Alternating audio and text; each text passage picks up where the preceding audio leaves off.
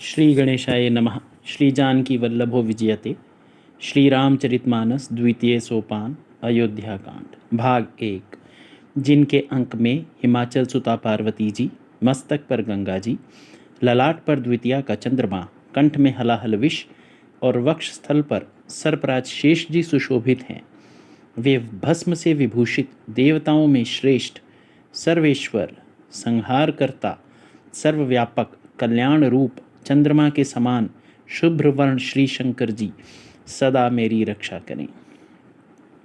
रघुकुल को आनंद देने वाले श्री रामचंद्र जी के मुखारविंद की जो शोभा राज्याभिषेक की बात सुनकर ना तो प्रसन्नता को प्राप्त हुई और ना वनवास के दुख से मलिन ही हुई, वह मेरे लिए सदा सुंदर मंगलों की देने वाली हो। नीले कमल के समान श्याम और कोमल जिनके अंग हैं, श्री सीता जी जिनके वाम भाग में विराजमान हैं और जिनके हाथों में अमोघ बाण और सुंदर धनुष है, उन रघुवंश के स्वामी श्री रामचंद्र जी को मैं नमस्कार करता हूँ।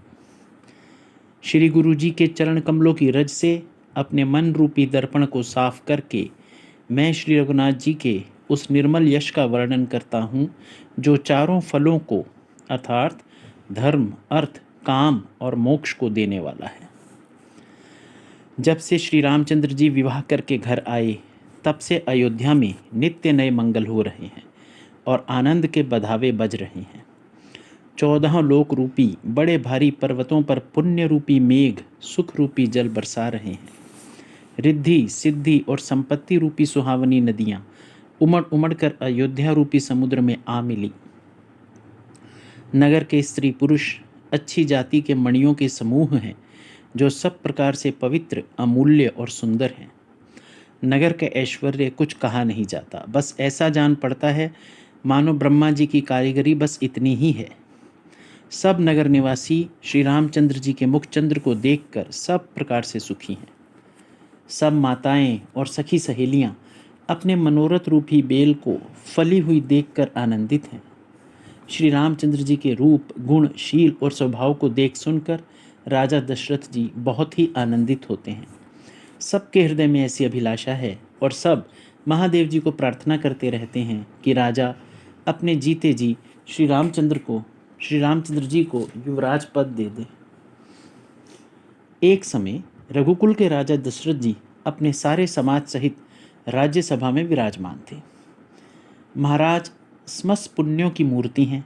उन्हें श्री रामचंद्र जी का सुंदर यश सुनकर अत्यंत आनंद हो रहा है। सब राजा उनकी कृपा चाहते हैं और लोकपालगण उनके रुख को रखते हुए उनके अनुकूल होकर उनसे प्रीति करते हैं। पृथ्वी, आकाश, पाताल तीनों भुवनों में और भूत, भविष्य, वर्तमान इन तीनों कालों में दशरथ जी के समान बड़भागी और कोई नहीं है। मंगलों के मूल श्री रामचंद्र जी स्वयं जिनके पुत्र हैं, उन दशरथ जी के लिए जो कुछ कहा जाए सब थोड़ा है। राजा ने सहज ही स्वाभाविक ही हाथ में दर्पण ले लिया और उसमें अपना मुख देखकर मुकुट को सीधा किया। उन्होंने देखा कि कानों के पास बाल सफ़ेद होने लगे हैं, मानो बुढ़ापा ऐसा उपदेश कर रहा है कि हे राजन, श्री रामचंद्र जी को युवराज पद देकर अपने जीवन, अपने जन्म का लाभ क्यों नहीं ले लेते।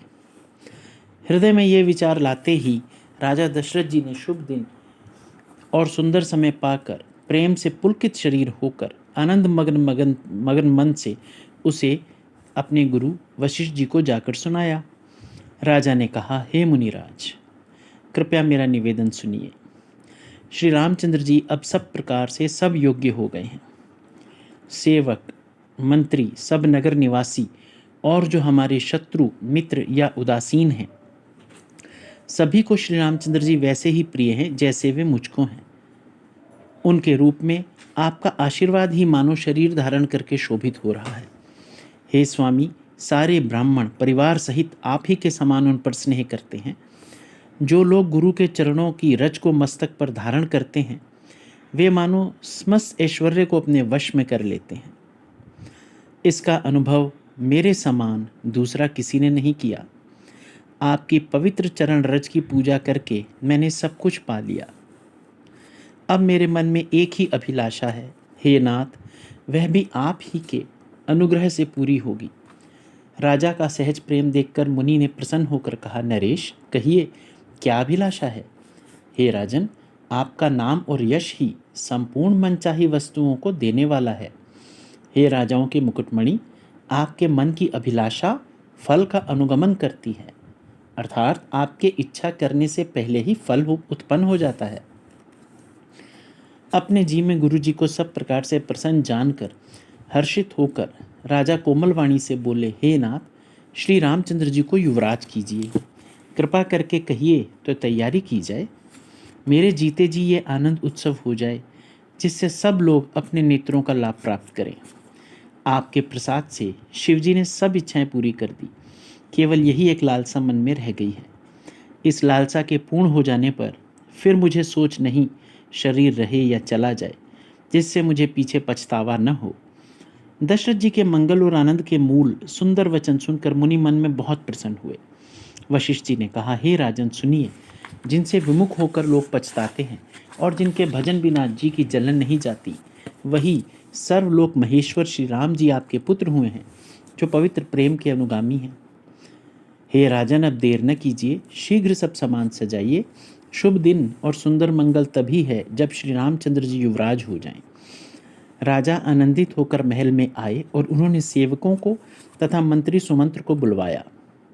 उन लोगों ने जय जीव कहकर सिर नवाए। तब राजा ने सुंदर मंगलमय वचन सुनाए और कहा, यदि आप सबको यह मत अच्छा लगे तो हृदय में हर्षित होकर आप लोग श्री रामचंद्र जी का राज तिलक कीजिए।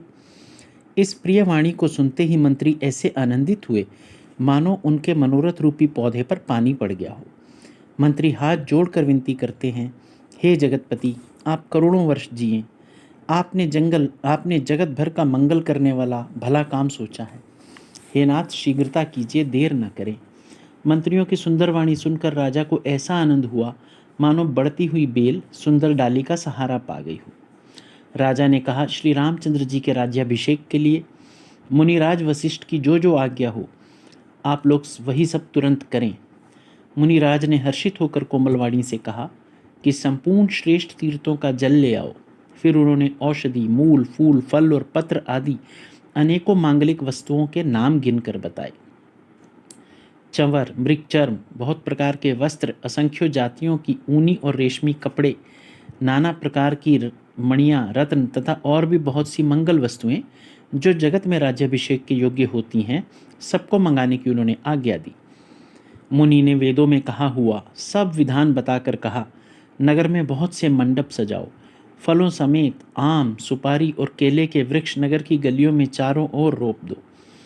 सुंदर मणियों के मनोहर चौक पुरवाओ और बाजार को तुरंत सजाने के लिए कह दो। श्री गणेश जी, गुरु और कुल देवता की पूजा करो और भूदेव ब्राह्मणों की सब प्रकार से सेवा करो। ध्वजा, पताका, तोरण, कलश, घोड़े, रथ और हाथी सबको सजाओ। मुनि श्रेष्ठ वशिष्ठ जी के वचनों को शिरोधार्य करके सब लोग अपने अपने काम में लग गए। मुनीश्वर ने जिसको जिस काम की आज्ञा दी उसने वह काम मानो पहले से ही कर रखा था, इतनी शीघ्रता से कर डाला। राजा ब्राह्मण, साधु और देवताओं को पूज रहे हैं और श्री रामचंद्र जी के लिए सब मंगल कार्य कर रहे हैं। श्री रामचंद्र जी के राज्याभिषेक की सुहावनी खबर सुनते ही अवध भर में बड़ी धूम से बधावे बजने लगे। श्री रामचंद्र जी और श्री सीता जी के शरीर में भी शुभ शकुन सूचित हुए। उनके सुंदर मंगल अंग फड़कने लगे। पुलकित होकर वे दोनों प्रेम सहित एक दूसरे से कहते हैं कि ये सब शगुन भरत के आने की सूचना देने वाले हैं। उनको मामा के घर गए बहुत दिन हो गए, बार बार उनसे मिलने की मन में आती है। इन सभी शकुनों से उनके मिलने का विश्वास होता है और भरत के समान जगत में हमें कौन प्यारा है। इन शगुनों का बस यही फल है, दूसरा कोई नहीं। श्री रामचंद्र जी को भाई भरत का रात दिन ऐसा सोच रहता है जैसे कछुए का हृदय अपने अंडों में रहता हो। इसी समय यह मंगल समाचार सुनकर सारा रनिवास हर्षित हो उठा, जैसे चंद्रमा को बढ़ते देखकर समुद्र में लहरों का विलास सुशोभित होता है। सबसे पहले रनिवास में जाकर जिन्होंने वचन सुनाए उन्होंने बहुत प्रकार से आभूषण और वस्त्र पाए। रानियों का शरीर प्रेम से पुलकित हो उठा और मन प्रेम में मगन हो गया। वे सब मंगल कलश सजाने लगी।